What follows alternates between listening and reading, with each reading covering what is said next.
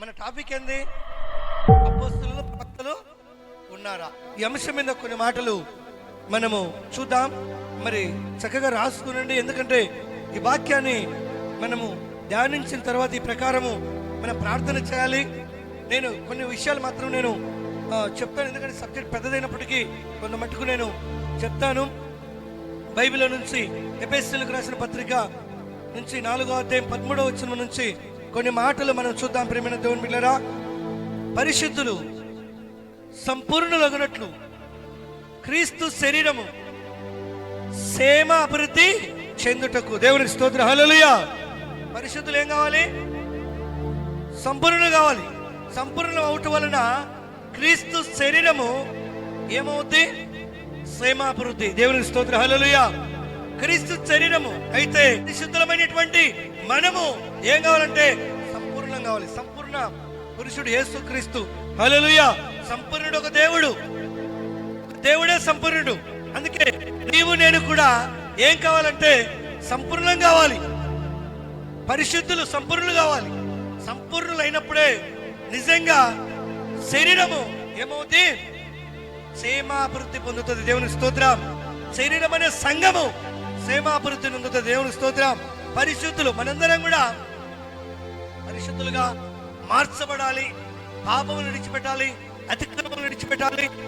నిజంగా దేవునికి వ్యతిరేకమైన ప్రతి కీడును మనం తొలగించుకున్నప్పుడే మనం పరిశుద్ధులం అవుతాం. ఆ తర్వాత సంపూర్ణం అవుతాం. అప్పుడు సంఘము, అప్పుడు శరీరము ఏమవుతుంది? సేమాభివృద్ధి పొందుతుంది. దేవునికి స్తోత్రం. అంటే సంఘము, మరి శరీరం అనే సంఘము, సంఘమనగా 4 గోడలు కాదని మనకు తెలుసు. సంఘమనగా ప్రపంచమంతా సార్విక సంఘము. దేవుని స్తోత్రం. సార్విక్యము సంఘము. ఈ సంఘము సేమాభివృద్ధి పొందాలంటే పరిశుద్ధులు ఏం కావాలి? మొదటిగా సంపూర్ణ కావాలి. దేవునికి స్తోత్రం. సంపూర్ణతలోనికి రావాలి. సంపూర్ణతలోకి రావాలంటే అనుదినము అనుక్షణ వాక్యము, ప్రార్థన, ఈ ధ్యానం మనలో ఉండాలి. ఈ ధ్యానం మనలో ఉన్నప్పుడు మనం ఏమవుతామంటే నిజంగా సంపూర్ణంగా మార్చబడతాం. హల్లెలూయా. సంపూర్ణం అవుతాం.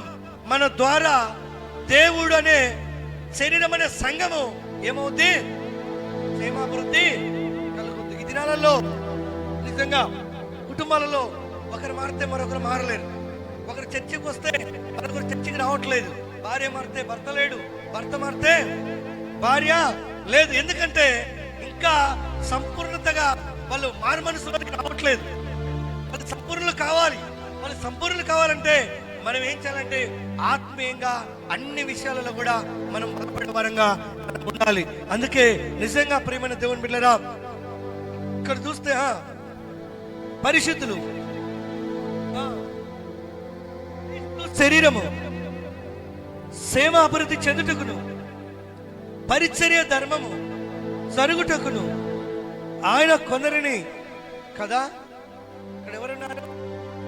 అపోస్తలులు. ఎవరు? ఆయన. మన టాపిక్ ఏంది? అపోస్తలులు ప్రవక్తలు ఉన్నారా? దేవునికి స్తోత్రం, హల్లెలూయా. ఉన్నారా? ఎందుకంటే అనేక మంది కూడా ఈ దినాలలో వాళ్ళు లేరు, ప్రవక్తలు లేరు, అపోస్తలులు లేరు అనే వాళ్ళు అనేకులు ఉన్నారు. కానీ ఇక్కడ దేవుని వాక్యము ఏమని చలవిస్తా ఉందంటే నిజంగా దేవుడు ఈ పరిచర్య ధర్మము జరగడానికి కొందరిని జాగ్రత్తగా, కొందరిని అపోస్తలుగాను, కొందరిని ప్రవక్తలు. మొదట ఎవరు? కొత్త నిబంధన వచ్చేసరికి కొందరు ఎవరంటే మొట్టమొదటిగా ఆయన కొందరిని అపోస్తలులుగా ఏర్పరచుకున్నాడు, అభిషేకించాడు, అపోస్తలులని వారికి పేరు పెట్టాడు. దేవునికి స్తోత్రం. మరొకరు రెండో వాళ్ళు ఎవరు? ప్రవక్తలుగాను కొందరిని, అది మూడో వారు ఎవరంట? సువార్తికులు. దేవునికి స్తోత్రం, హల్లెలూయా. మొదటి వారు ఎవరు? అపోస్తలులు. రెండో వారు ఎవరు? ప్రవక్తలు. మూడో వారు ఎవరు? సువార్తికులు. సువార్తికులు అనగా వాళ్ళు అనేక ప్రాంతాలకు వెళ్ళి, అనేక మారుమూల ప్రాంతాలకు వెళ్ళి, అనేక దిక్కుల వాళ్ళు ఏం చేసేవారంటే పరిచర్య సువార్తను ప్రకటించి, పాంప్లెట్లు ఇచ్చి యేసు దేవుడని వారు నమ్ముకోమని వారు కృషి చేసి సువార్తను ప్రకటించేవారు. వాళ్ళు ఎవరంటే మూడో వాళ్ళు ఎవరు? సువార్తికులు. దేవునికి స్తోత్రం, హల్లెలూయా. మూడో వాళ్ళు ఎవరు? సువార్తికులు.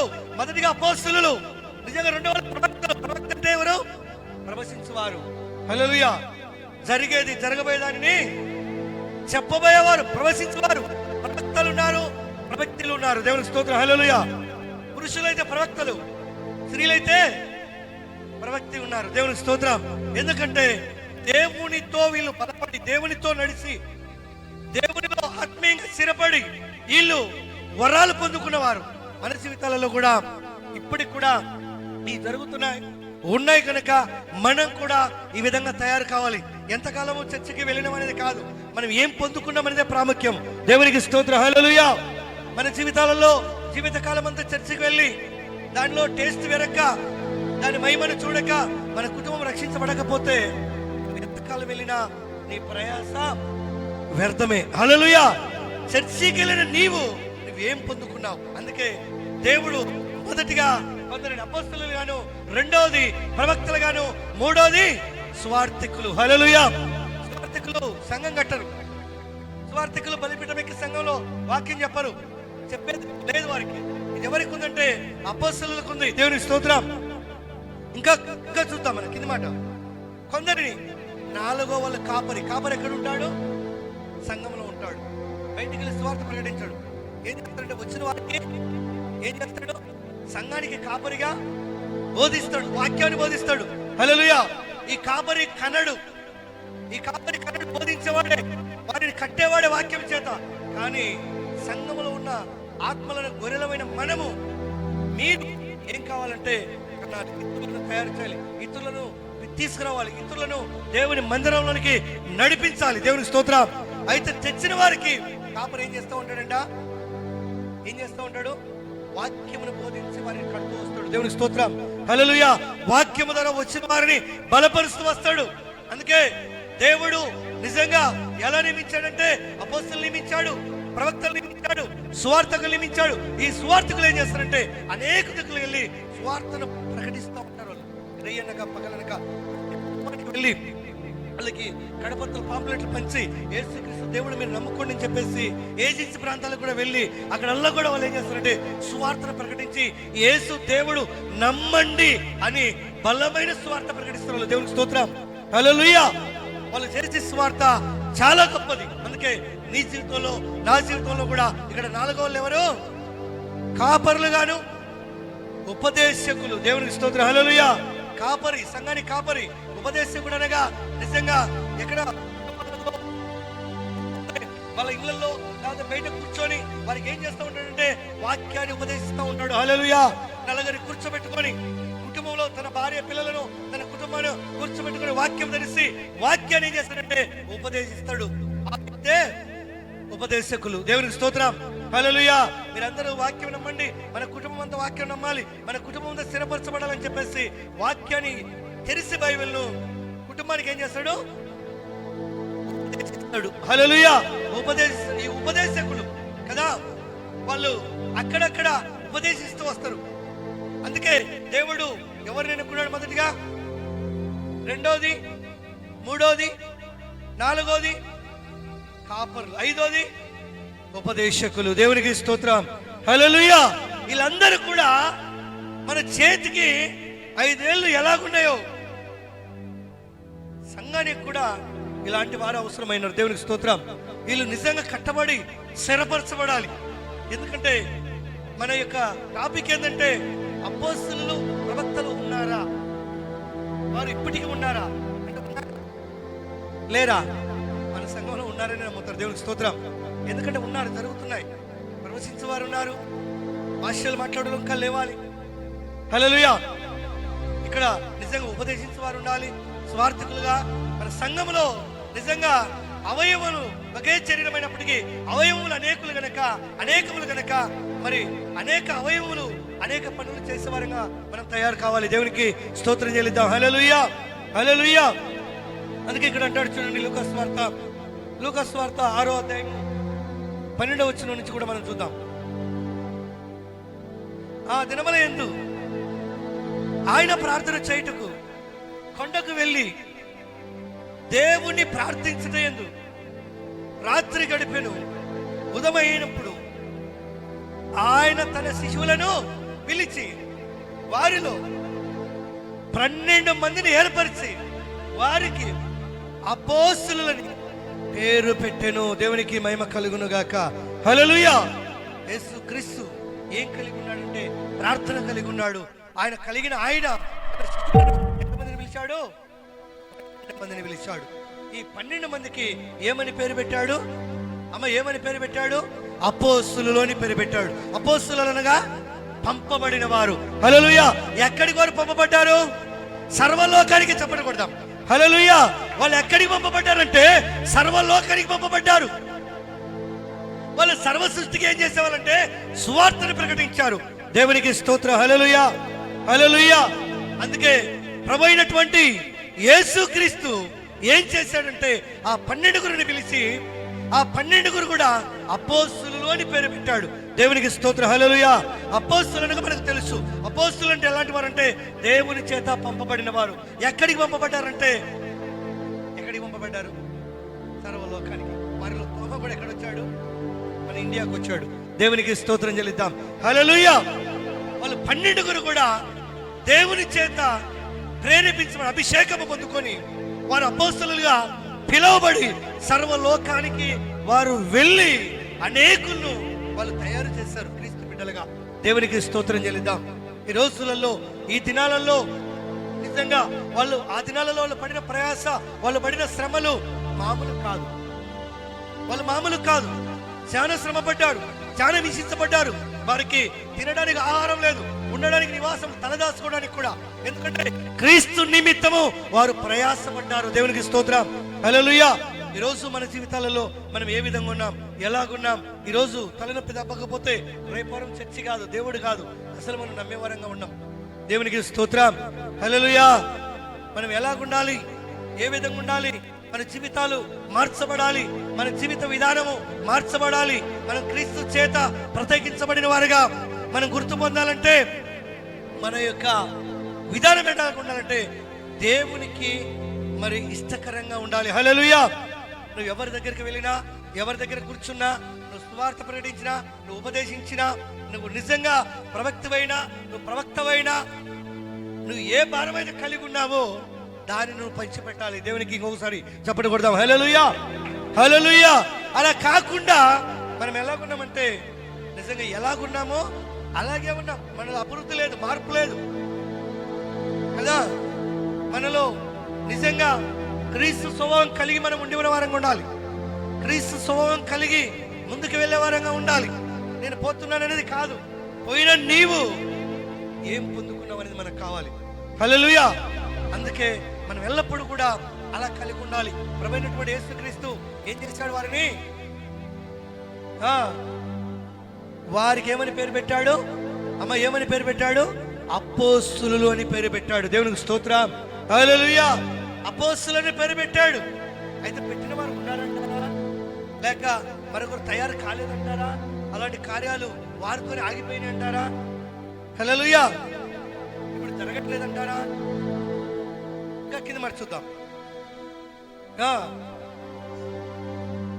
ఈయన ఎవరు అనగా ఆయన ఎవనికి పేతురు అను మారు పేరు పెట్టెను, ఆ సీమోను,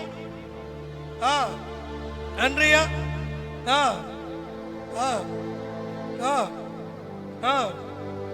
మత్తయి, చాలు. వీళ్ళందరిలో మనం చూస్తే వీళ్ళు పంపబడ్డారు, అపోస్తలులని పేరు పెట్టాడు. వారి ద్వారా క్రీస్తు మహిమ కార్యాలు జరుగుతూ వచ్చాయి. దేవునికి స్తోత్రం. వాళ్ళు మామూలుగా కాదు, ఆ యేసు క్రీస్తు కంటే కూడా ఎక్కువగా సూచక్రియలు, మహాత్మ కార్యాలు వాళ్ళు లోకంలో చేస్తూ వచ్చారు. దేవునికి స్తోత్రం. హల్లెలూయా. ఎందుకంటే వాళ్ళను క్రీస్తు నమ్మారు, విశ్వసించారు, అపోస్తలులుగా పిలువబడ్డారు. నిజంగా వాళ్ళకి దేవుడు ఈ పేరు పెట్టాడు, దేవుని చేత పంపబడిన వారు అనే పేరు పొందారు. కానీ నీవు నేను కూడా అలాంటి ఘనత మనం కలిగి ఉండాలి, అలాంటి పేరు మనం కలిగి ఉండాలి. అందుకే మత్తయి సువార్తలో కూడా మనం చూద్దాం. చూడండి, మత్తయి సువార్త 10వ అధ్యాయము 1 నుంచి కొన్ని మాటలు మనం చూద్దాం. ఆయన తన 12 మంది శిశువులను పిలిచి అపవిత్రలను వెళ్ళగొట్టుటకు ప్రతి విధమైన రోగమును, ప్రతి విధమైన వ్యాధిని స్వస్థపరచుటకును వారికి అధికారం ఇచ్చాను. చెప్పండి కూడా మరొకసారి హల్లెలూయా, హల్లెలూయా. ఆయన 12 మందిని పిలిచాడు, వారిని అభిషేకించి వారిని అపోస్తలులని పేరు వారికి పెట్టి వారికి ఎలాంటి అధికారం ఇచ్చాడు అమ్మా? ఎలాంటి అధికారం ఇచ్చాడు? హల్లెలూయా. దేంట్లో నిలబడుతున్నారు వీళ్ళు? అపవిత్ర ఆత్మను వెళ్ళగొట్టుటకు. ప్రతి విధమైన, అంటే ఆ జబ్బు ఈ జబ్బు ఆ రోగం ఈ రోగం కాదు, ఎలాంటిదైనా పర్వాలేదు, ఎలాంటి వ్యాధి అయినా సరే దేవుడు వారికి ఇచ్చిన అభిషేకమును బట్టి వారి ద్వారా అపవిత్రాత్మలు వెళ్ళిపోతున్నాయి.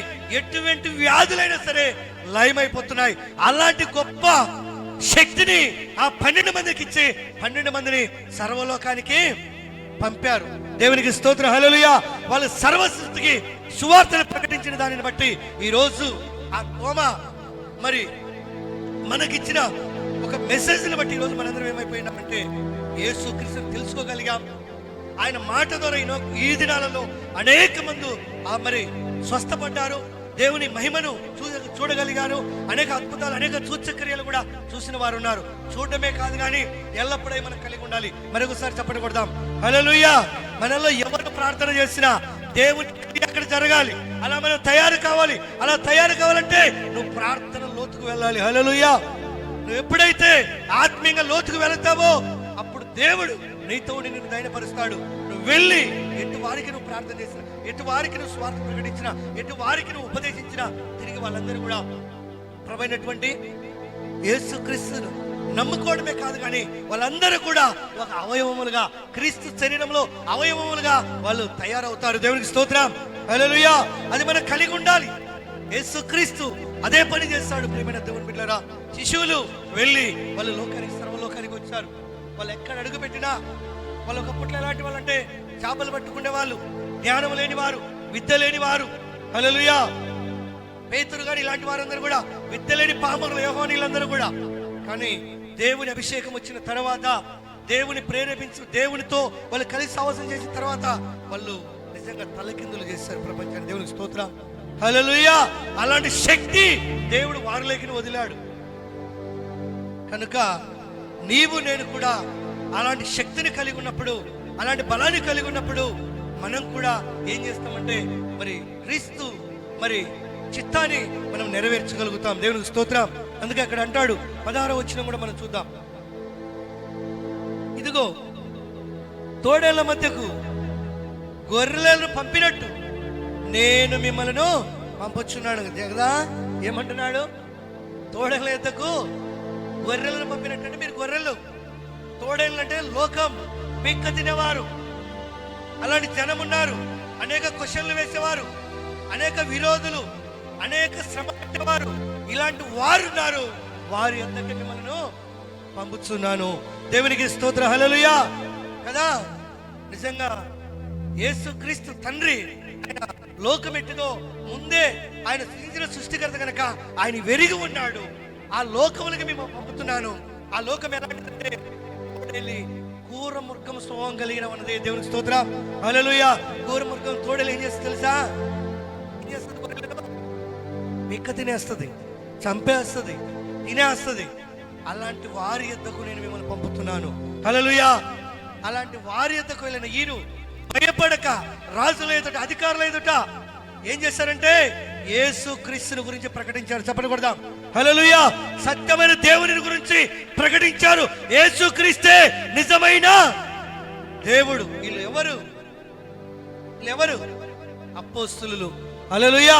అపోస్తలులు ఎలాంటి వారంటే బెదరిని వారు, భయపడని వారు, ప్రాణాలకు తెగించి అత్తసాక్షులైన వారు అపోస్తలులు మొట్టమొదటిగా. దేవునికి స్తోత్రం, హల్లెలూయా. అందుకే మొట్టమొదటిగా అపోస్తలులు, రెండోది ప్రవక్తలు, మూడోది చెప్పాలి సువార్తికులు, నాలుగోది, ఐదోది దేవునికి స్తోత్రం, హల్లెలూయా, హల్లెలూయా. కదా, ఈ ఐదుగురులో ఎవరు లేకపోయినా పరిచర్య ధర్మము ఆగిపోతుంది. దేవునికి మరొకసారి చెప్పని కొడదాం, హల్లెలూయా. వీళ్ళందరూ కలిగి ఉన్నప్పుడే సువార్త విస్తరిస్తుంది. రాజ్య సువార్త, దేవునికి స్తోత్రం, రాజ్య సువార్త విస్తరిస్తుంది. కనుక మనందరం కూడా ఏం కలిగి ఉండాలంటే ఇలాంటి బలం కలిగి ఉండాలి, ఇలాంటి ప్రార్థన కలిగి ఉండాలి, ఇలాంటి శక్తి కలిగి ఉండాలి, ఇలాంటి ధైర్యం కలిగి ఉండాలి. దేవునికి స్తోత్రం. అపోస్తలులు ఎలాంటి ధైర్యం కలిగి ఉన్నారు? ఎవడు నిన్ను చంపేస్తాడు, వాడు నీ కోసమే ఉన్నాడు, నువ్వు పో అంటే పోతామా? ప్రాణం కాపాడుకుంటే చాలనుకుంటాం మొదటిగా. కానీ ప్రభు అయినటువంటి యేసు క్రీస్తు ఏం చెప్పాడు వారికి? మిమ్మల్ని తోడేళ్ళ ఎందుకే, ఇదిగో తోడేల మధ్యకు గొర్రెలను పంపినట్టు నేను మిమ్మల్ని పంపుచున్నాను గనుక పాముల వలె ఏం కలిగి ఉండాలి? ఏం కలిగి ఉండాలి? పాముకి ఏముందంట? వివేకం కలిగి ఉంది. పాము వివేకం కలిగి ఉంది. పాము వివేకం కలిగింది. అందుకే ఏమంటున్నాడంటే తొందరపాటు కాదు, జాగ్రత్త కలిగి ఉండండి. మిమ్మల్ని పంపేది ఎలాంటి వాటికంటే తోడేళ్ళ మధ్యకు మిమ్మల్ని పంపుతున్నాను. హల్లెలూయా. తోడేళ్ళు ఎలాంటి అంటే సమయం చిక్కితే, అవకాశం చిక్కితే, పాయింట్ చిక్కితే ఏం చేస్తాయి? పీక్క తినేస్తాయి. హల్లెలూయా. దీనికి సమాధానం, దానికి సమాధానం యేసుక్రీస్తు ఎవరు లేకపోతే మరొకరెవరు? ఇలాంటి క్వశ్చన్లు వేసి మిమ్మల్ని ఏం చేస్తాయి? ప్రాణముతోనే పీక్క తింటాయి. అయితే మీకేముండాలి? పాము వలె చెప్పాలి అందరూ. హల్లెలూయా. పాము వలె వివేకము కలిగి, పావురముల వలె నిష్కపటము కలిగి కొందరు. హల్లెలూయా. ఇది ఉన్నప్పుడు ఏం చేస్తారంటే మీరు ఇడిపించబడతారు, తప్పించుకోగలుగుతారు. రాజస్వార్త ఏమవుతుంది? విస్తరిస్తుంది, ప్రకటించబడుతుంది అని చెప్పేసి 12 మందికి ఆయన ఏం చేశాడు? సూచనలు ఇచ్చాడు. దేవునికి స్తోత్రం. హల్లెలూయా. ఏమిచ్చాడు? సూచనలు ఇచ్చాడు. ఈ సూచనలు వాళ్ళు పాటించారు. వారు దేనికి భయపడలేదు. దేవునికి స్తోత్రం. వాళ్ళు వెళ్ళిన ప్రతి చోట అపవిత్రతలు వెళ్ళిపోతూ వచ్చాయి. వారు వెళ్ళిన ప్రతి చోట సర్వ వ్యాధులు వెళ్ళిపోతూ వచ్చాయి. వారు వెళ్ళిన ప్రతి చోట నిజంగా మరి వాళ్ళు అనేకులు తలకిందులు చేసేవారుగా వారు ఉన్నారు. అందుకే నీవు నేను కూడా ఇది కలిగి ఉండడమే కాదు, కానీ ఈ దినాలలో అపోస్తలులు లేరు, ప్రవక్తలు లేరు అనే వారికి ఈ వాక్యం ద్వారా మనం ఏం చెప్పాలంటే ఏం చెప్పాలి? జ్ఞానోదయం కలిగించాలి. దేవునికి స్తోత్రం.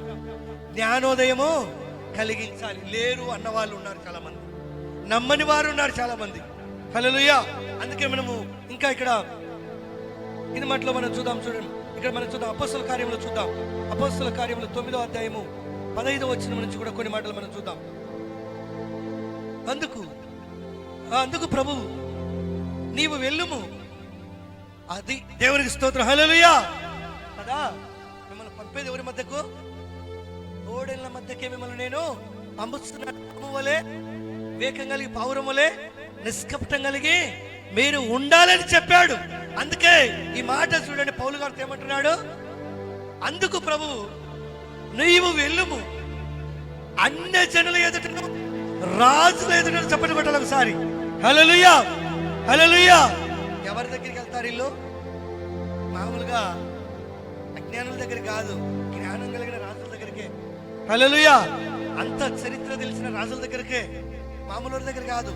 మనము మన యజమానునికో మన యజమానురాలకో లేదా మన పిల్లలకో నిజమైన స్వార్థ చెప్పలేం. మరి ఇది తప్పు, ఇది చేయొద్దు, మీరు ఇది వెళ్ళొద్దు, ఈ రూట్ రండి, మీరు కూడా మందిరానికి రండి, మీ వృత్తిని మానండి, మీ అలవాట్లను మానండి, మీలో ఉన్న చెడు అలవాట్లను విడిచిపెట్టండి, దేవుని సన్నిధికి నడవండి, మీరు మంచిగా బ్రతుకుతారు, బ్రతికిన కొన్ని రోజులైనా అని చెప్పగలుగుతున్నామా మనము?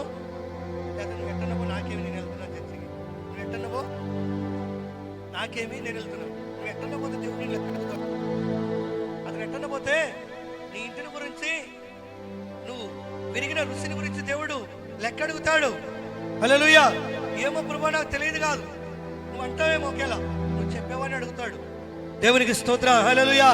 ఏదేమైనప్పటికీ తప్పును తప్పుగా మనం ఖండించాలి, వాక్యాన్ని వాక్యాన్నిగా చూపించాలి, వారికి మార్గాన్ని చూపించే ఒక మార్గదర్శిగా నువ్వు నేను ఈ రోజుకు సంఘానికి వచ్చిన వారమై ఉండాలి. చెప్పండి వాళ్ళం ఒకసారి. హల్లెలూయా. సంఘానికి వచ్చిన వారమై ఉండాలి. అందుకే ఏమంటున్నాడు ఇక్కడ? అందుకు ప్రభు నీవు ఎల్లు. ఎవరి ఎదుటికంట? క్రైస్తవులకే క్రైస్తవులు చెప్పలేదు, లేదా ఇంట్లో వాళ్ళకి ఇంట్లో వాళ్ళకి చెప్పకూడదు. కానీ పౌలు ఎక్కడికి పంపుతున్నాడు? అన్ని జనులు వింటారా? అన్ని జనులు లోపడతారా? దేవునికి స్తోత్రం.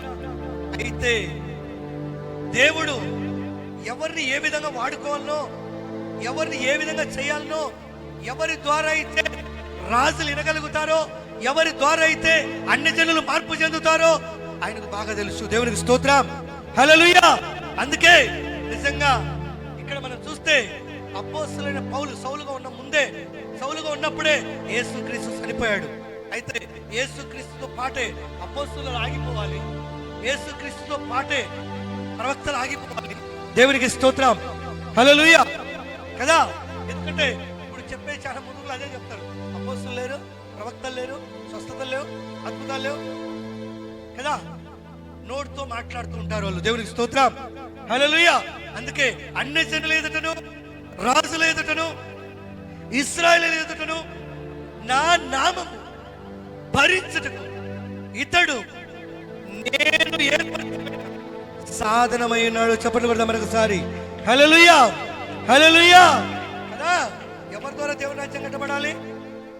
ఎవరి ద్వారా చెప్పాలి? ఎవరి ద్వారా చెప్పాలి? ఎవరి ద్వారా? ఎవరు? యేసుక్రీస్తు ద్వారానే అంటున్నారు కొంతమంది పౌలు ద్వారానే అంటున్నారు. పౌలు ఉన్నాడా ఇప్పుడు? యేసు ప్రభు ఉన్నాడా? ఎవరి ద్వారా కట్టబడాలి దేవుని రాజ్యం? చెప్పండి, మన నోరున్నోళ్ళందరూ ఒకసారి చెప్పండి, మన ద్వారా. హల్లెలూయా, మన ద్వారా ప్రభు రాజ్యం కట్టబడాలి. మన ద్వారా ప్రభు రాజ్యం కట్టబడాలంటే ఈ యొక్క దేవుని యొక్క వరాలు, లేకపోతే దేవుని యొక్క ఈ యొక్క అద్భుతం, లేకపోతే దేవుని యొక్క ఏ విధంగా అయితే ఏర్పాటు చేసి కలిగి ఉన్నాడు, అవి మనం నమ్మాలి. అవి మనం నమ్మినప్పుడే, అవి మనం విశ్వసించినప్పుడే మన ద్వారా ఆ క్రియలు దేవుడు చేస్తాడు. హల్లెలూయా కదా. ఇవన్నిటిని నమ్మేవాడు కాదు సౌలుగా ఉన్నప్పుడు. సౌలు ఇవన్నిటిని విశ్వసించేవాడు కాదు. బైబిల్ నమ్మినా, వాక్యాన్ని నమ్మినా, అద్భుతాలను, యేసుక్రీస్తును, క్రైస్తవులను హింసించి శ్రమ పెట్టి చంపేవాడే ఈ సౌలు. దేవునికి స్తోత్రం, హల్లెలూయా. అందుకే ఆయన యొక్క నేత్రాలను దేవుడు ఏం చేశాడంటే వెలిగించాడు. మరొకసారి చెప్పని కొడదాం, హల్లెలూయా. ఎలాంటి వాడు అంటే హింసకుడు, దూషకుడు, హంతకుడు, అలాంటి వ్యక్తిని దేవుడు మనోనేత్రాలను వెలిగించి ఏమని చెప్తున్నాడు? ఇతడు నా నామమున నేను ఏర్పరచుకున్న సాధనమై ఉన్నాడు. ఇతడు అన్ని జనులు ఎదుట, రాజులు ఎదుట, ఇశ్రాయేలు ఎదుట ఏమైనాడు? సాధనం. చెప్పాలి, అన్ని జనులు ఎదుట, రెండు రాజులు ఎదుట, ఇశ్రాయేలు ఎదుట ఏమైనాడు? దేవుని నామమును బట్టి సాధనమైన. మరి మనం ఎక్కడున్నాం? మనం ఎక్కడ సాధనంగా చేయబడుతున్నాం? ప్రశ్న ఇది మనకు. హల్లెలూయా. మనం ఎక్కడ ఉన్నామో, సాధనమైన గుణం కలిగి, సాధనమైన మనసు కలిగి మనం ఎక్కడ ఉన్నామో అక్కడే దేవుడు నిన్ను వాడుకుంటాడు. అలా లేకపోతే ఈరోజు నువ్వు అలా తయారు కావాలి. దేవుని స్తోత్రం. అలాంటి మనస్తత్వం నువ్వు కలిగి ఉండాలి. అలాంటి విధేయతలోనికి నువ్వు రావాలి. అలా కాకుండా నీలో సాధనమైన గుణం లేకుండా, సాధనమైన మనసు లేకుండా, కఠినత్వము, మత్సరము, ఇక లోపల ఉన్నటువంటి వ్యర్థమైన విధానం అంతా పెట్టుకొని నువ్వు స్వార్థను ప్రకటిస్తే ఎవరు వినరు, రానియరు. దేవునికి స్తోత్రం చెల్లిద్దాం ఒకసారి, హల్లెలూయా. అది కానప్పటికీ అపోస్తలుడైన పౌలును దేవుడు ఏం చేస్తాడంటే సౌలుగా మార్చాడు. ఎవరు ఎదుటంటే అయినా అన్ని జనులు ఎదుట, రాజుల ఎదుట. మరి రాజుల ఎదుట నిజంగా మరి ఎవరైనా పోయిన వాళ్ళు ఉన్నారా? దేవుడు కృప తోడై ఉంటే, ఆయన చిత్తము ప్రతి ఒక్కరికి సువార్తను అందించాలనుకుంటే ఇలాంటి గొప్పవారుగా దేవుడు ఎన్నుకున్నప్పుడే మనము అలాంటి వారి దగ్గర మనం పనికి రాగలుగుతాం. దేవునికి స్తోత్రం. అలాంటి వారి దగ్గర నీవు పనికొచ్చే బిడ్డగా నువ్వు ఉంటావు. అలాంటి వారు కూడా నీ మాట నా మాట వినే వ్యక్తులుగా ఉంటారు. అది లేనప్పుడు ఎవరు మన మాట వినరు. దేవునికి స్తోత్రం చెల్లిద్దాం, హల్లెలూయా. అందుకే ఇక్కడ 21వ వచనం కూడా మనం చూద్దాం. ఈయన వారందరూ ఈ ప్రాంతి నుండి యెరూషలేములో, ఏ నామము? ఈ నామం అంటే యేసు నామము. ఈయన వారందరూ, ఎందుకంటే దేవుని మాట వారి నోట ఉంది, దేవుని అభిషేకం వారితో కూడా ఉంది. దేవుడు ఏమైతే ఇచ్చి వారిని పంపాడో వాళ్ళు అలాగే వాడబడుతున్నారు. దేవునికి స్తోత్రం కలుగును గాక, హల్లెలూయా, హల్లెలూయా. అందుకే ఈ నా నామమును బట్టి ప్రార్థన చేయి వారిని. అది కదా ఏం చేశాడంటే పౌలు గారు, నాశనం చేసిన వాడు ఇతడే కదా. ఎవరిని నాశనం చేశాడు చెప్పాలి? ఎవరిని? ప్రార్థన చేసిన వారందరినీ ఏం చేశాడు? సౌలు నాశనం చేశాడు. కానీ ఆ సౌలును దేవుడు పట్టుకుని ఏమంటున్నాడు? ఇతడు అన్ని జనులు ఎదుట, రాజులు ఎదుట, ఇశ్రాయేలు ఎదుట నా నామమునకు సాధనమైన వ్యక్తిగా ఉన్నాడు. దేవునికి స్తోత్రం. హల్లెలూయా. సాధనపరచబోతున్నాను. దేవునితో మనము మాట్లాడకపోతే, దేవుని అనుగ్రహం మనకు లేకపోతే, మన కుటుంబం కాదు, మన కుటుంబంలో బిడ్డలు కాదు, నువ్వు కూడా మారు మనసు పొందలేవు. దేవునికి స్తోత్రం. హల్లెలూయా. నీలో కూడా మార్పు రాదు. అందుకే దేవుని వాక్యము వింటున్న నీవు నేను ఏమై ఉన్నామో, మనం ఎలా ఉండాలనుకుంటున్నామో దేవుని వాక్యాన్ని బట్టి మనము ముందుకు వెళ్ళే వారంగా మనం ఉండాలి. అందుకే ప్రేమైన దేవుని పిల్లరా, యెరూషలేములో కదా ఈ నామమును బట్టి ప్రార్థన చేయి వారందరినీ నాశనం చేసిన వాడు ఇతడే కాడా కదా. ఎక్కడికంట అక్కడ కూడా సువార్త అందాలి. మరి దేవునికి స్తోత్రం. హల్లెలూయా. రాజుల దగ్గర పోవాలి, ప్రధానుల దగ్గర కూడా, ప్రధాన యాజకుడు వారి దగ్గర కూడా తీసుకెళ్ళాలంటే క్రీస్తుని గురించినటువంటి సువార్త వారి హృదయంలో కూడా పడాలి. చప్పట్లు కొడదాం ఒకసారి.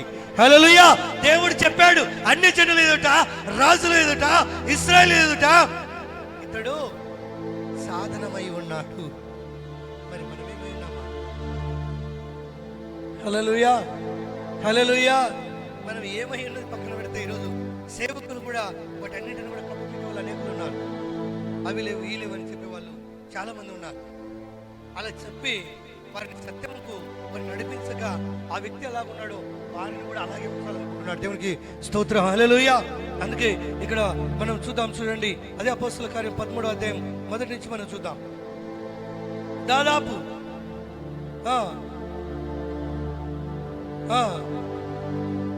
కొందరిని బాధ పెట్టుటకు బలాత్కారముగా పట్టుకొని 13వ అధ్యాయము 1వ వచనం నుంచి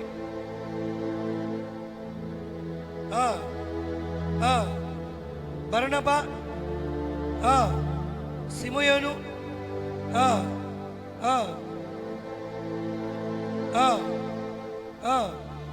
మనేను, సౌలు అను ప్రవక్తలను, దేవునికి స్తోత్రం. హల్లెలూయా.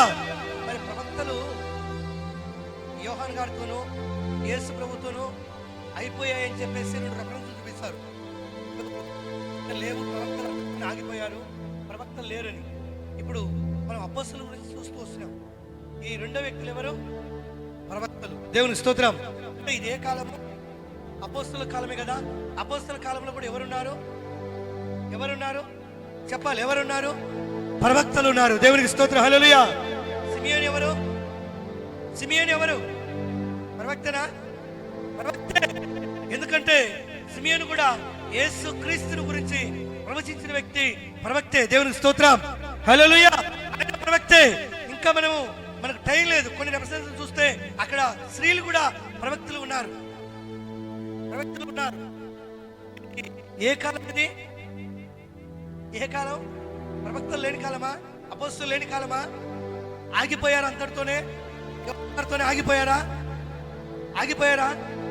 చివరి ప్రవక్త ఎవరంటారు? యోహాను గారు అంటారు అందరు. దేవునికి స్తోత్రం. హల్లెలూయా. ఇక ప్రవక్తలు లేరు, ఆగిపోయారని చెప్తారు. మరి వీళ్ళందరూ వాక్యము వారు అక్షరంగా బోధిస్తారు. వాక్యములో ఉన్నటువంటి సత్యమును బోధించడానికి దేవుడు వారి హృదయాన్ని ప్రేరేపించాడు. దేవునికి స్తోత్రం. హల్లెలూయా. అందుకే వీళ్ళలో ఎవరున్నారు? ప్రవక్తలు కదా. ప్రవక్తలు ఉన్నారు, బోధకులు కూడా ఉండిరి. వారు ఎవరిని సేవిస్తున్నారంట? ప్రభును సేవించుచు ఉపవాసము చేయుచుండగా పరిశుద్ధాత్మ సౌలును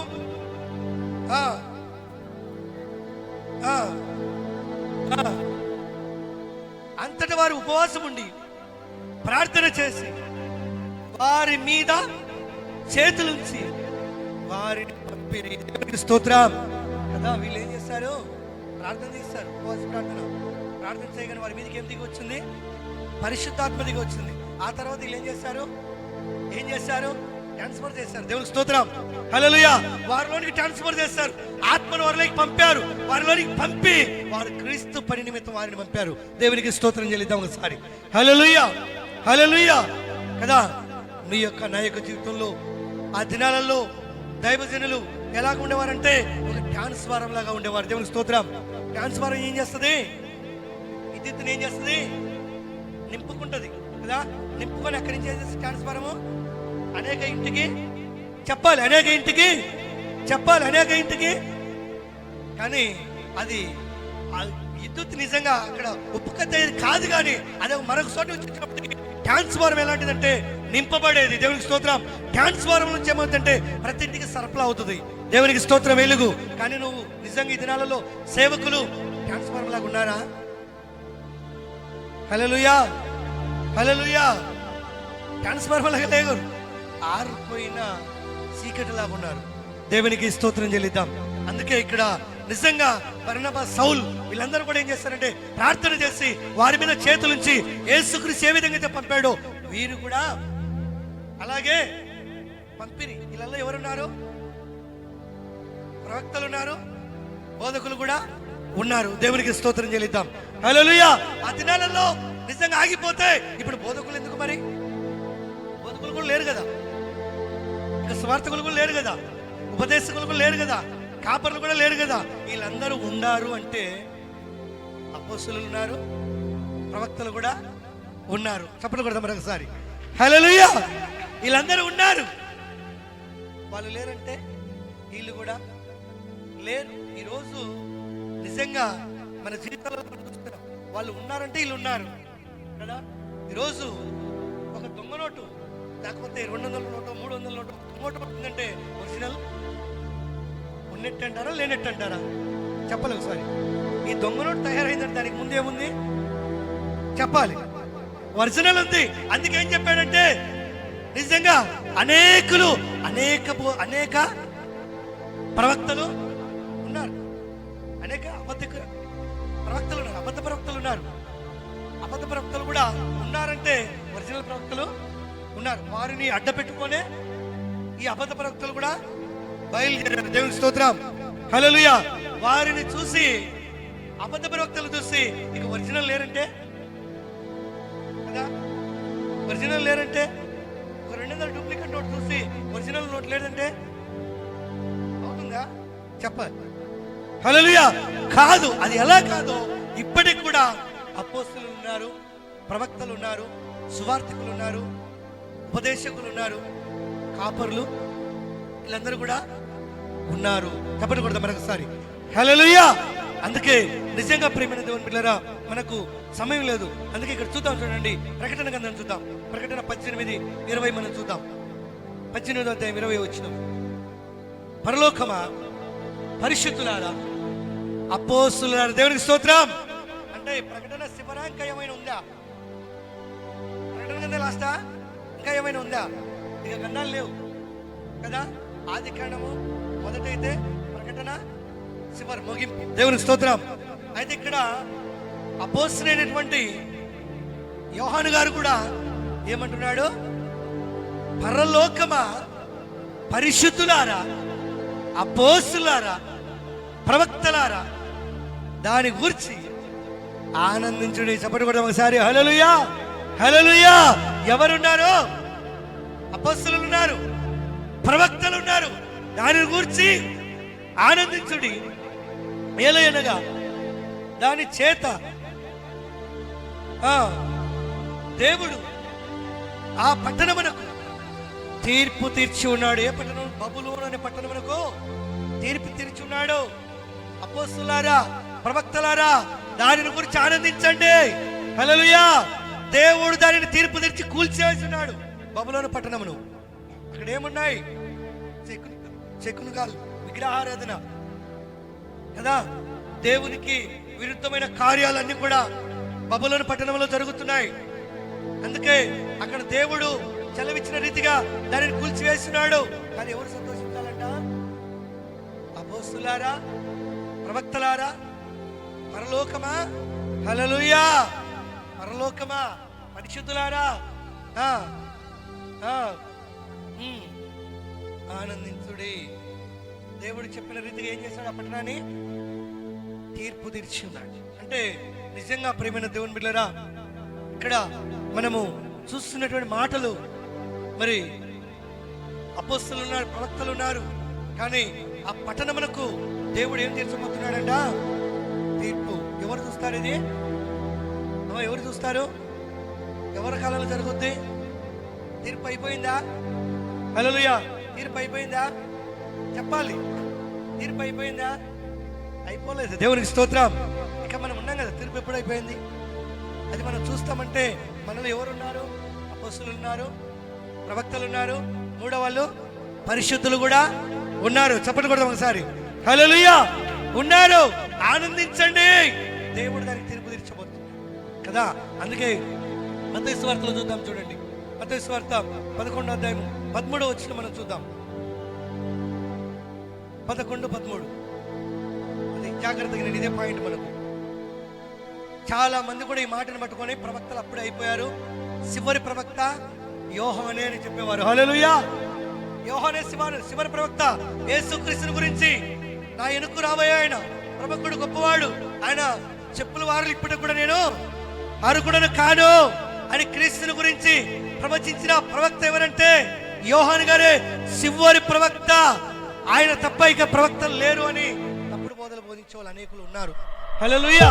అందుకే ఏమంటున్నాడు ఇక్కడ, యోహాను కాలం వరకు ప్రవక్తలు అందరూ అది కదా. యోహాను కాలం వరకు అంటే యోహానే లాస్ట్. అంతకుముందు అందరూ కూడా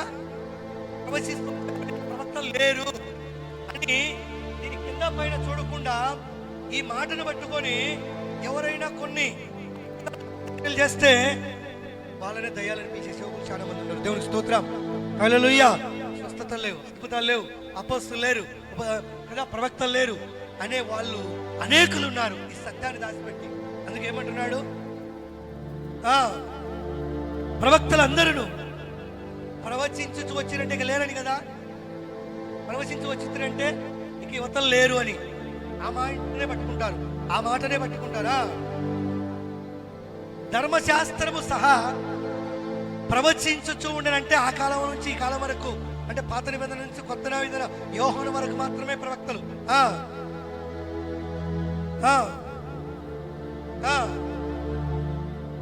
దేవునికి స్తోత్రం. హల్లెలూయా. రాబోయి ఏలియా ఇతడే. ఈనుటకు చెవులు గలవాడు ఈనుగాక. కంటే ఇలా మనోనేత్రాలు ఏమైపోయాయి? వినడానికి చెవులు లేవు, చూడడానికి కళ్ళు కూడా ఏమయ్యాయి? ముయ్యబడ్డాయి. వీళ్ళు అర్థం కాని పరిస్థితిలో ఉన్నారు.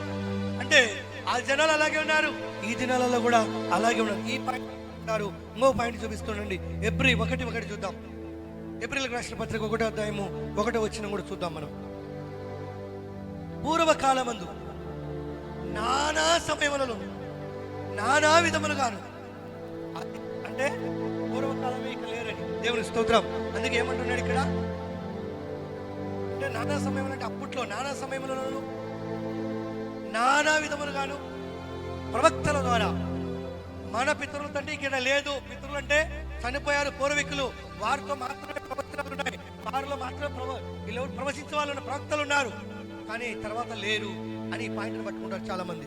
వాళ్ళ జ్ఞానం లేదు. దేవుని స్తోత్రం. హల్లెలూయా. తప్పుడుగా బోధించి తప్పుడు దారికి పట్టించేవారు ఆత్మలని. అందుకే ఏమంటున్నాడు, ఏ కాలం అందంట? పూర్వకాలం అందంటే ఇప్పుడు లేరు. నానా సమయములను నానా విధములుగా ప్రవక్తల ద్వారా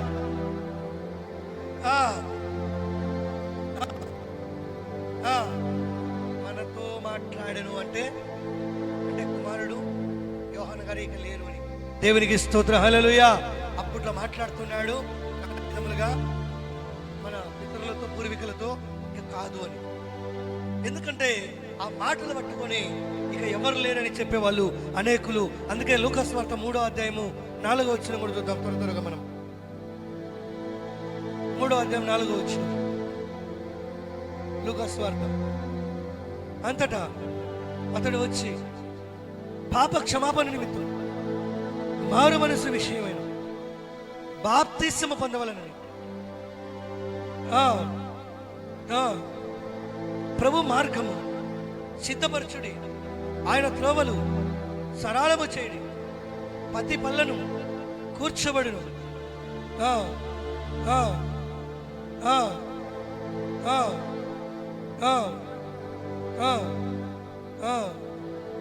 సకల శరీరులు దేవుని రక్షణ చూతురు. సకల శరీరులు అంటే శరీరం ఎవరికైతే మనిషి అని పిలువబడుతున్నాడో ఆ దేశం ఈ దేశం వాళ్ళు వీళ్ళు కాదు, వీళ్ళందరూ కూడా ఏం చూడబోతున్నారు? దేవుణ్ణి చూడబోతున్నారు. అంటే యోహాను తర్వాత కూడానా? యోహాను కాలంలో మనం ఉన్నామా? హల్లెలూయా, దేవునికి స్తోత్రం. మనందరం కూడా ఈరోజు క్రీస్తు కొరకు నిరీక్షణతో మనం ఎదురు చూస్తున్నామంటే నిజంగా తర్వాత అపోస్తలులు ఉన్నారు, ఆ తర్వాత ప్రవక్తలు ఉన్నారు, ఆ తర్వాత సువార్తికులు ఉన్నారు, ఆ తర్వాత మరి బోధకులు ఉన్నారు, ఆ తర్వాత ఉపదేశకులు ఉన్నారు, ఆ తర్వాత కాపరులు. దేవునికి స్తోత్రం, హల్లెలూయా. వీళ్ళందరూ ఉన్నారు కనుకనే మనందరం కూడా ఎవరిని చూస్తాం? ప్రభు యొక్క రక్షణను చూద్దాం. అందుకే ఇక్కడ లూకాసు వార్త 24వ అధ్యాయం 44 వచ్చిన కూడా మనం చూద్దాం. 24:44 అంతటా ఆయన మోసే ధర్మశాస్త్రంలోను ప్రవక్తల గ్రంథములోను కీర్తనలలోను నన్ను గూర్చి, దేవునికి స్తోత్రం, హల్లెలూయా, యేసుక్రీస్తు కూడా ఇదే చెప్తున్నాడు. నా గూర్చి ఎక్కడెక్కడ రాయబడ్డాయి? ఎక్కడెక్కడ రాయబడ్డాయి? ప్రవక్తల గ్రంథములోను కీర్తనలలోను నన్ను గూర్చి రాయబడిన అన్నీ నెరవేరవలనని దేవునికి స్తోత్రం, హల్లెలూయా. కదా, కీర్తనలు రాయబడ్డాయి, ప్రవక్తల గ్రంథంలో రాయబడ్డాయి, ధర్మశాస్త్రంలో ఎవరి గురించి రాయబడ్డాయి? యేసుక్రీస్తు గురించి రాయబడింది. ఏమని రాయబడింది? మనిషి కుమారుడి లోకానికి వస్తాడు, పాపుల చేతి పెడతాడు, పాపులకు ఏం పెడతాడు? ఆయన ప్రాణాన్ని పెడతాడు. ఇప్పుడు ఎవరి ద్వారా రాయబడ్డాయి? ప్రవక్తల ద్వారా. దేవునికి స్తోత్రం, హల్లెలూయా. ఎప్పుడు పూర్వకాలం రాయబడినటువంటి లేఖనం ఎక్కడికి వచ్చి నెరవేర్చబడింది? ఏ బంధనలో? క్రొత్త నిబంధనలో. దేవునికి స్తోత్రం చెల్లిద్దాం. ఆ తర్వాత అంతటితో ఆగిపోయారంటే ఆ తర్వాత అపోస్తలులను తయారు చేశాడు, ప్రవక్తలు తయారైపోయారు. దేవునికి స్తోత్రం, హల్లెలూయా. ఇది పూర్తి ఎప్పుడు నెరవేర్చబడాలంటే యేసుక్రీస్తు రాకట వరకు ఈ ఆగి ఉంటాయి. దేవునికి స్తోత్రం. ఈ జరుగుతూనే ఉంటాయి. ఏమైతే లేఖనాలలో రాయబడ్డాయో అవి తీసేసడానికి, కొట్టివేసడానికి అవకాశం లేదు. ఇది ఎవరికి అవకాశం అంటే నమ్మని వారికి మాత్రమే. హల్లెలూయా. విశ్వసించని వారికి మాత్రమే. నమ్మిన వారి వలన నేటికి చూసి చేస్తూనే వస్తాడు. కానీ మనకు సమయం లేదు. అందుకే అంటాడు చూడండి, ఇక్కడ అంతటితో ఆగిపోయాయా? యేసుక్రీస్తు మాట చెప్పాడు కదా, అదే యేసుక్రీస్తు ఏం చెప్తున్నాడు ఇందాం చూడండి. యోహాను సువార్త 16:12 చూద్దాం. అదే యేసుప్రభు చెప్తున్నాడు ఇక్కడ. నిజంగా దాని గురించి ఏమైతే గ్రంథాలు రాయబడ్డాయో అవి నెరవేర్చబడాలి. ఇక్కడ కూడా నేను నీతో చెప్పవలసినవి ఇంకను అనేక సంగతులు గలవు గాని ఇప్పుడు మీరు వాటిని సహింపలేరు. అయితే ఆయన అనగా సత్యస్వరూపేణ ఆత్మ, మూడో వ్యక్తి. దేవునికి స్తోత్రం, హల్లెలూయా. ఈయన ఒక్కడే. ప్రవక్తలు అందరితో అయిపోయింది, యోహానుతో అయిపోయింది. యోహాను తర్వాత ఎవరు వచ్చారు? యేసుక్రీస్తు వచ్చాడు. యేసుక్రీస్తు ఆడికి ఏమైనా పూర్తి చేశాడా? ఆయన చెప్పవలసిన సంగతులు ఏమన్నాడు? అనేకంగా ఉన్నాయి, చాలా ఉన్నాయి అన్నాడు. ఆయన మిగిలినాడు, అయితే వాటిని సహింపలేరు. అయితే ఆయన అనగా సత్యస్వరూపను ఆత్మ వచ్చినప్పుడు మిమ్మలను సర్వ సత్యములోనికి, అంటే ఇంకా మిగిలి ఉన్నాయి. దేవుని స్తోత్రం. ఆత్మ ద్వారా నిజంగా అన్ని భాషలు మాట్లాడతావు, ఆత్మ ద్వారా నువ్వు ప్రవశిస్తావు, ఆత్మ ద్వారానే అనేక భాషలకు అర్థం చెప్తావు, ఆత్మ ద్వారానే నిజంగా నువ్వు బుద్ధివాక్య జ్ఞానం ఇవన్నీ కూడా కలిగి చాలా ఉన్నాయని చెప్పాడు. దేవుని స్తోత్రం, హల్లెలూయా. ఇవన్నీ తెలియక ఆగిపోయాయి అని చెప్తారు కదా. యేసుక్రీస్తు చనిపోయిన తర్వాత కూడా మరి ఆయన వచ్చినప్పుడు, ఆయన ఎవరంటే ఆత్మ, పరిశుద్ధాత్ముడు. ఆయన వచ్చినప్పుడు సర్వసత్యములోనికి హల్లెలూయా అతి పాపమును ఒప్పిస్తాడు, భయాన్ని పుట్టిస్తాడు, సర్వసత్యములో. అప్పుడు ఆయనలోనే తీసి ఈయన బోధిస్తాడు. దేవుని స్తోత్రం. ఆత్మ వచ్చినప్పుడు ఏం చేస్తాం మనం? బర్నబాసు, సౌలు వీళ్ళందరూ ప్రార్థన చేశారు, ఉపవాసం చేయించుండగా ఏం దిగి వచ్చింది? వారి మీదకి పరిశుద్ధాత్మ దిగి వచ్చింది. ఆ పరిశుద్ధాత్మ వరాన్ని ఎవరిలోనికి ట్రాన్స్ఫర్ చేశాడు? ఇంకా మిగతా సౌలు వాళ్ళకి ఏం చేశాడు? ట్రాన్స్ఫర్ చేశాడు. దేవునికి స్తోత్రం, హల్లెలూయా. అంటే అప్పుడు యేసుక్రీస్తు ఉన్నాడా? యేసుక్రీస్తు ఉన్నాడా? లేడు. హల్లెలూయా. అపోస్తల కార్యానికి వచ్చేసరికి లేడు. దేవునికి స్తోత్రం చెల్లిద్దాం. అక్కడి నుంచే ప్రవక్తలు, అపోస్తలులు కదా, అనేకులు మనం ఏమంతమంది 5 మందిని చూసాం, వారు తయారైతూ వచ్చారని ఇక్కడ లేఖనాలు తెలియజేస్తున్నాయి. అందుకే అదే అపోస్తల కార్యములు 11:27 కూడా మనం చూద్దాం. త్వరగా మనం ముగించుకుందాం. ఆ దినముల యందు ప్రవక్తలు, అది హల్లెలూయా, ఆ దినముల యందు ప్రవక్తలు యెరూషలేము నుండి ఎక్కడికి వచ్చారు? అంత్యోక్యకు వచ్చి వారిలో ఎవరు? జాగ్రత్త, ఎవరు? అగగుమను అను ఒకడు నిలవబడి భూలోకమంతటా గొప్ప కరువు రాబోతున్నదని ఆత్మ ద్వారా సూచించాను. అది కాలమందు అంటే ఏం చేశాడు? ఆత్మ ద్వారా ఏం చేశాడు? సూచించాడంటే ప్రవచించాడు. దేవుని స్తోత్రం. ప్రవక్త, హల్లెలూయా. ఎవరు? ప్రవక్త. సంభవించే వాటిని ఈయన చూపించబోతున్నాడు, మాట్లాడబోతున్నాడు. అంటే ఈయన ఎవరు? ఆత్మ ద్వారా. ప్రవక్త ఆత్మ ద్వారానే సూచించను. హల్లెలూయా. అప్పుడు ప్రపంచమంతా కూడా చక్రవర్తి కాలంలో ఏమొచ్చింది? కరువు వచ్చింది. ఈయన ప్రవచించాడు. పుట్టే ప్రవక్తలు అప్పుడు ఉన్నారు, ఇప్పుడు కూడా ఉన్నారు. చెప్పను కూడా మరొకసారి, హల్లెలూయా. ఇప్పుడు కూడా ఉన్నారు. అప్పుడు భాషలు మాట్లాడే ఉన్నారు, ఇప్పుడు భాషలు మాట్లాడే ఉన్నారు. అప్పుడు భాషలకు అర్థం చెప్పే వాళ్ళు ఉన్నారు, భాషలు మాట్లాడు. ఇప్పుడు కూడా కొన్ని చోట్ల దేవుడు వాడుకుంటూనే ఉన్నాడు. దేవునికి స్తోత్రం చెల్లిద్దాం. హల్లెలూయా. ఇవన్నీ కూడా దేని ద్వారా జరుగుతున్నాయంటే ఒక ఆత్మ ద్వారా జరుగుతున్నాయి. దేవునికి స్తోత్రం, హల్లెలూయా. అందుకే ఈయన భూమి అంతటా కూడా ఏమి రాబోతూ ఉందంట?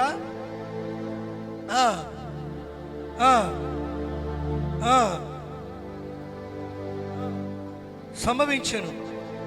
అప్పుడు శిశువులలో ప్రతి వాడును చాలు. శిశువులలో కదా, దేవుని శిశువులు నిజంగా చూస్తే వీళ్ళందరూ కూడా శిశువులుగా ఇక్కడ అనేక సంభవించే వాటిని ముందే వీళ్ళు ప్రవశిస్తున్నారు. హల్లెలూయా. కనుక మనం 1 కొరింథీ 14:29 కూడా మనం చూద్దాం. 14:29 వచ్చిన కూడా ప్రవక్తలు, హల్లెలూయా కదా, ప్రవక్తలు 2-3 మాట్లాడవచ్చును. ఎవరు మాట్లాడవచ్చుట? ప్రవక్తలు 2-3 మాట్లాడవచ్చును. తక్కిన వారు వివేచింపవలెను. అయితే కూర్చున్న మరి ఒకరికి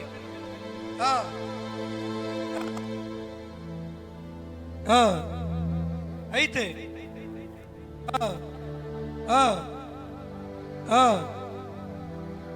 దేవునికి స్తోత్రం, హల్లెలూయా. మొదటి వాడు ఏమై ఉండాలి? మౌనముగా. అంటే క్రమం. ఎందుకంటే మనం సంఘంలో కూడా క్రమం చాలా అవసరం. మనకి చాలా మంది ఆత్మతో నింపబడుతూ ఉంటారు. ఆ వ్యక్తి నింపబడినప్పుడు మరొక వ్యక్తి నింపబడేటప్పుడు మరొక వ్యక్తి ఏమై ఉండాలంట? ప్రవక్త మాట్లాడేటప్పుడు కానీ ప్రవక్తి మాట్లాడేటప్పుడు కానీ ఆలకించాలి. హల్లెలూయా. లేదు మరొక మాట చెప్తాడు. ఎందుకంటే భాషలు మాట్లాడడం తప్పని కాదు. భాషలు మాట్లాడే వ్యక్తి ఎవరితో మాట్లాడుతున్నాడు? దేవునితో మాట్లాడుతున్నాడు గనక దేవునికి ఆయనకు మాత్రమే అర్థమవుతాయి. హల్లెలూయా. లేదు ఆ వ్యక్తి భాషలతో మాట్లాడుతున్న అర్థం కావాలంటే అర్థం చెప్పే వ్యక్తి మరొక వ్యక్తి అయినా ఉండాలి అని పౌలు గారు చెప్తున్నారు. ఎందుకంటే భాషలు మాట్లాడే వ్యక్తి భాషలు మాట్లాడచ్చు, ప్రవశించే వ్యక్తి ప్రవశించవచ్చు. అయితే ఈ జరిగేటప్పుడు ఏమన్నా తక్కిన వారు ఎలా ఉండాలి? హల్లెలూయా. మౌనంగా ఆలకించాలి. దేవుడు ఏం మాట్లాడబోతున్నాడు సంఘం గురించి, నా గురించి ఏం మాట్లాడబోతున్నాడు అని చెప్పేసి మౌనం కావడం ఏంటంటే దానికి సంఘానికి క్రమం అని చెప్తున్నాడు. అందరూ నేర్చుకున్నట్లును, అందరూ హెచ్చరిక పొందినట్లును వీరందరూ ఒకరి తర్వాత ఒకరు ప్రవశింపవచ్చును. మరియు ప్రవక్తల ఆత్మలు ప్రవక్తల స్వాధీనంలో ఉన్నాయి. దేవుని స్తోత్రం, హల్లెలూయా. ప్రవక్త ఎవరితో మాట్లాడతాడు? మనుషులతో మాట్లాడతాడు. దేవుని గొప్ప సంగతులు ప్రవక్త ఇందాక మనం చూసాం కదా, భూమి అంతటా జరగబోయే కరువును గురించి మాట్లాడాడు. హల్లెలూయా. అంటే ఎవరికి చెప్పాడు? చక్రవర్తి కాలంలో చక్రవర్తికి చెప్పాడు, లేకపోతే అక్కడ ఉన్న వారందరికీ చెప్పాడు. లేకపోతే ఇప్పుడు కూడా ప్రవేశించిన వ్యక్తి సంఘములో ఎవరితో మాట్లాడుతుంది? మనుషులతో మాట్లాడుతుంది. అన్య భాషలు మాట్లాడే వ్యక్తి ఎవరితో మాట్లాడుతుంది? దేవునితో మాట్లాడుతుంది. హల్లెలూయా. అంటే ఆ సంగతులు మిగతా వాళ్ళకి అర్థం కాక ఏంది ఇట్లా మాట్లాడుతున్నారు అట్లా మాట్లాడుతున్నారు అంటారు. ఎందుకంటే వీళ్ళు ఇంకా హృదయం దేవుని ఆత్మకి ఇవ్వలేదు, దేవుడు తెరవబడలేదు. దేవుని స్తోత్రం, హల్లెలూయా. అందుకే నిజంగా బైబిల్లో చాలా తేటగా ఉన్నాయి మాటలు. కనుక మనం వాటి ప్రకారం వెళ్ళాలి, కానీ వాటిని ఆర్పుకునే వారంగా మనము ఉండకూడదు. చివరి మాట చూస్తే మనం ప్రార్థన చేసుకుందాం. ప్రకటన 11వ అధ్యాయము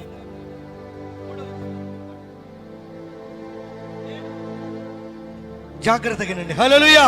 నేను నా ఇద్దరి సాక్షులకు ఏమి అధికారము ఇచ్చేదను. నేను నా ఇద్దరి సాక్షులకు అధికారం ఇచ్చేదను. వారు గోనెపట్ట ధరించుకొని 1260 దినములు ప్రవచించరు. చెప్పని కొడదాం ఒకసారి. హల్లెలూయా, హల్లెలూయా. ఎన్నిసార్లు ప్రవచిస్తారంట వీళ్ళు? 1260 సార్లు ప్రవచిస్తారు. ఎవరిల్లో? దినములు ఎవరిల్లో? గోనెపట్ట ధరించిన వారు. వీళ్ళు గోనెపట్ట ధరించిన వారు, దేవుని దగ్గర వినయత కలిగిన వారు, దేవుడు ప్రత్యేకించుకున్నవారు. చెప్పని కొడదాం మరొకసారి. హల్లెలూయా. వీళ్ళిద్దరు కూడా దేవుడు ప్రత్యేకించుకున్నాడు. వీళ్ళిద్దరూ నిజంగా చూస్తే ప్రియమైన దేవుని బిడ్డలారా మామూలు ప్రవక్తలు కాదు. హల్లెలూయా. ఏలియా, మోసే నిజంగా ప్రియమైన దేవుని బిడ్డలారా ఇంత గొప్ప ప్రవక్తలు. అది మనం కలిగి ఉండాలి. ఎందుకంటే దేవుడు ఏం చేశాడు? వారిని ఏర్పరచుకున్నాడు. దేవుడు ఏర్పరచుకొని వారికి ఏమి ఇచ్చాడు? అధికారాన్ని ఇచ్చాడు. వాళ్ళు ఎలాంటి వాళ్ళు అంటే దీన మనసులై గోనెపట్ట ధరించిన వారై వాళ్ళు 1260 దినములు ప్రవచితురు. వీరు భూలోకమునకు ప్రభువైన వాణి ఎదుట నిలుచుతున్న 2 ఒలివ చెట్లను దీపస్తంభములై ఉన్నారు. హల్లెలూయా. ఒలివ చెట్లు ఎలాంటి అంటే క్షేమకరమైనటువంటి, ఔషధమైనటువంటి, ఆరోగ్యకరమైనటువంటి, సేన క్షేమకరం, మంచి మరి ఔషధమైనటువంటి గుణం కలిగినటువంటి మనం చూస్తాం కదా. ఈ 2 కూడా వీళ్ళిద్దరు కూడా ఎలా నిలుస్తారంట? ఒలివ చెట్లును ఎలాంటి వారంట? వెలిగే దీపస్తంభాలు. హల్లెలూయా. వెలిగే దీపస్తంభాలు వీళ్ళిద్దరు కూడా. వీళ్ళిద్దరు ఎలాంటి వారంటే గోనెపట్ట ధరించిన వారు. వీళ్ళిద్దరు ఎలాంటి వారంటే దేవుడు అధికారము పొందుకున్నవారు. హల్లెలూయా. వాళ్ళు ఎవరంటే నీలాంటి నాలాంటి సామాన్యమైన, చెప్పాలి సామాన్యమైన మనుషులు. పనికిరాని వాడనంట, నత్తివాడనంట కదా. ఈయన ఎలాగా ఎంచబడ్డాడు ఇక్కడ? ఒక దీపస్తంభము గాను, ఒక ఒలివ చెట్టు గాను ఏలియా ఉన్నాడు. ఏలియా శరీరం ఎత్తబడ్డాడు. ఏలియా కూడా ఒక దీపస్తంభం గాను, ఒక ఒలివ చెట్టుగాను. వీళ్ళిద్దరు కూడా ఎలాంటి వారంటే దేవునికి మహిమకరమైన ప్రవక్తలు. చెప్పని కొడదాం ఒకసారి. హల్లెలూయా. ఎవడైనను వారికి ఆది చేయను ఉద్దేశించిన ఎడల వారి నోటి నుండి అగ్ని బయలు వెళ్ళును. దేవునికి స్తోత్రం. సామాన్యులు కాదంటే వాళ్ళు దేవునికి మహిమకరంగా జీవించారు. ఇది దేవుని యొక్క మాట, దేవుని యొక్క ఆజ్ఞ. ఎవరైనా వారిని ఆని చేయని ఉద్దేశిస్తే వారి నోటి నుంచి ఏం బయలుదేరుతుందంట? అగ్ని. ఏమైతారు? అగ్ని వస్తే కాలి మసి అయిపోతారు. దేవుని స్తోత్రం. హల్లెలూయా. వీళ్ళిద్దరు ఎవరంటే సాక్షులు, ప్రధాన సాక్షులు.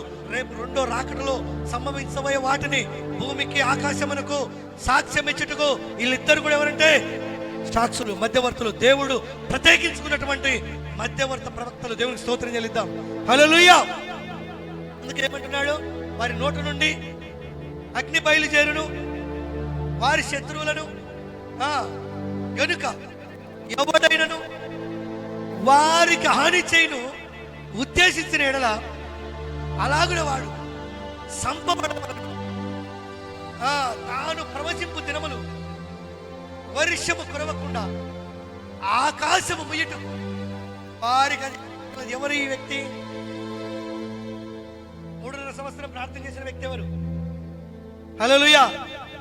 కుర్రాలు కొనిపోబడ్డాడు శరీరముతో. ఈయన ఏమైనాడు? ఒలివ చెట్టు అయినాడు, వెలిగే దీపస్తంభమైనాడు. దేవునికి స్తోత్రం. ఈయన ఎవరంటే రేపు రాబోయే సాక్షి. శరీరముతో సాక్షి. మనందరం బ్రతుకుంటే ఇప్పుడు జరగబోతున్నాయి, సంభవించబోతున్నాయి, వాటిని గురించి సాక్ష్యం ఇచ్చుటకై కదా. ఈయన ఎవరంట? భూమి మీద ఏం రాకుండా చేశాడు? వర్షమును కురవకుండా ఆకాశమును ముయ్యుటకు వారికి అధికారము కలదు. మరియు నీళ్లు రక్తముగా చేయుటకు నానా విధములైన తెగుళ్లతో ఏం చేశాడంట? భూమిని, దేవుడు సూచించిన భూమినే బాధించుటకు వారికి అధికారము కలదు. ఎవరైనా? మోషే. హల్లెలూయా. మోసే. హల్లెలూయా.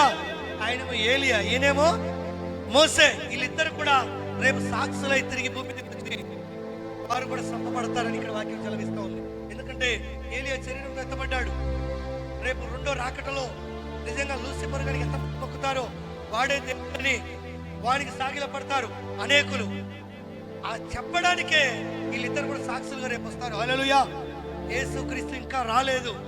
యేసుక్రీస్తు అక్కడే ఉన్నాడు, సాక్షులుగా మమ్మల్ని పంపాడు. కానీ వీడు సాతానుడు, ఈయనకి మొక్కద్దు, ఈయనకి మొక్కితే ఈ పరలోక రాజ్యంలో జీవనంలో పేరు కొట్టి వేయబడుతుందని చెప్పేసి వీళ్ళు హెచ్చరిస్తారు, చెప్తారు. సాతానుకు వీళ్ళిద్దరికి యుద్ధం జరుగుతుంది. మళ్ళీ తిరిగి వీళ్ళిద్దరు కూడా టాపిక్ డివైడ్ అయిపోతారు. హల్లెలూయా. వీళ్ళిద్దరు కూడా ఏమవుతారు? చంపబడతారు. హల్లెలూయా. ఎందుకంటే ప్రతి నరుడు మరణము రుచి చూడాలి కనుక శరీరంతో ఎత్తబడినటువంటి ఏలియా కూడా, మోసే లాంటి వాళ్ళు కూడా ఈ లోకంలో ఏం చూడాలి? మరణాన్ని రుచి చూడాలంటే ఇక్కడ యుద్ధం జరుగుతుంది. ఎవరెవరికి యుద్ధము?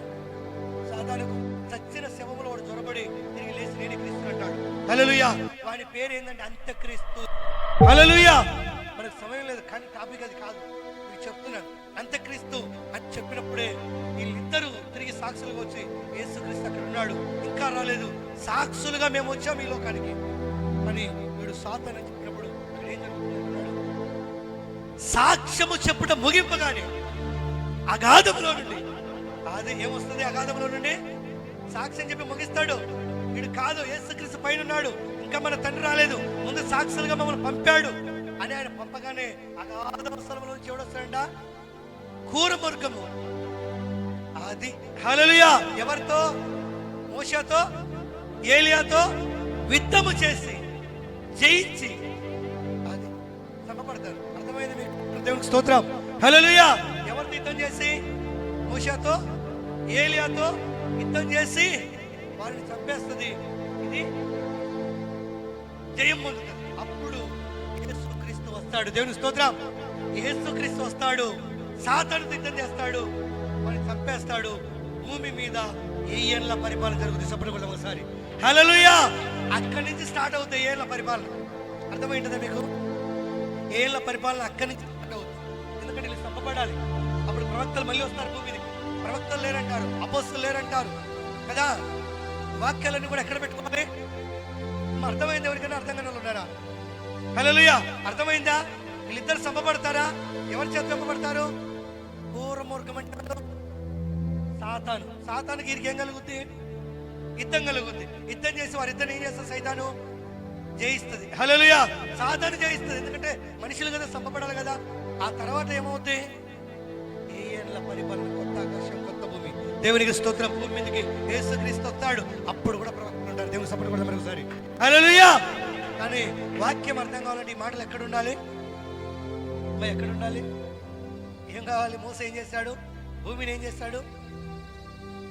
భూమిని రక్తము చేత నానా విధములైన తెగులతో బాధించాడు ఇంతలా భూమిని. హల్లెలూయా. ఏలి ఏం చేశాడు? వర్షం రాకుండా ఆకాశాన్ని మూసివేశాడు. దేవుని స్తోత్రం. వీళ్ళిద్దరు మనుషులు అంటారా లేదా దేవుళ్ళు అంటారా? చెప్పండి ఒకసారి, నోరు తెలిసి. నీలాంటి నాలాంటి చెప్పండి. మనుషులు. హల్లెలూయా. వాళ్ళకు దేవుడు అంత శక్తిని ఎందుకు ఇచ్చాడంటే వారు గోనె పట్ట కట్టుకుని తగ్గింపు స్వభావం ఉంది. దేవునికి స్తోత్రం. ఎందుకంటే మోసే సాత్వికుడు. నిజంగా దేవుని ఇల్లంతటిలో దేవునికి స్తోత్రం చెల్లితాం. మన ఇల్లంతటిలో మనం ఏమైనా టైం లేదు కనుక ప్రియమైన దేవుని బిడ్డలారా, ఈ మాటల ప్రకారం మనం ముందుకెళ్దాం. దేవుడి మాటలు తన వెనుకలో దేవుడు దీవించును గాక.